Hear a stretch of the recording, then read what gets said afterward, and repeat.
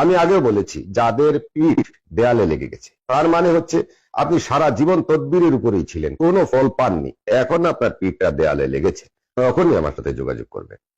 যাদের বড় বড় সমস্যা আছে, যারা শত শত হুজুর, মোল্লা, কবিরাজ শেষ করে বছরের পর বছর অপেক্ষা করে লক্ষ লক্ষ টাকা খরচ করে কোনো ফলাফল পাননি, আমি তাদেরকেই বলবো যে আপনারা শেষবারের মতো আমার সাথে যোগাযোগ করতে পারেন।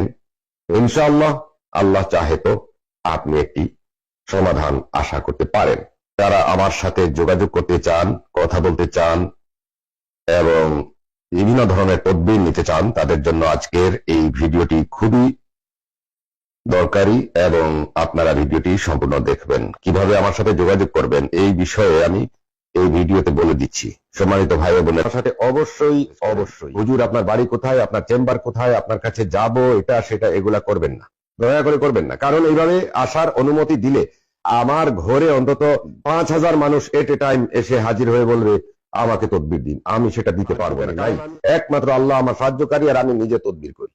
অতএব আমি একাই জবাব দিতে হবে, একাই তদবির করতে হবে, একাই রুহানি হাজিরা দেখতে হবে, একা সবকিছু করতে হবে। আপনারা সেটা বুঝতে হবে।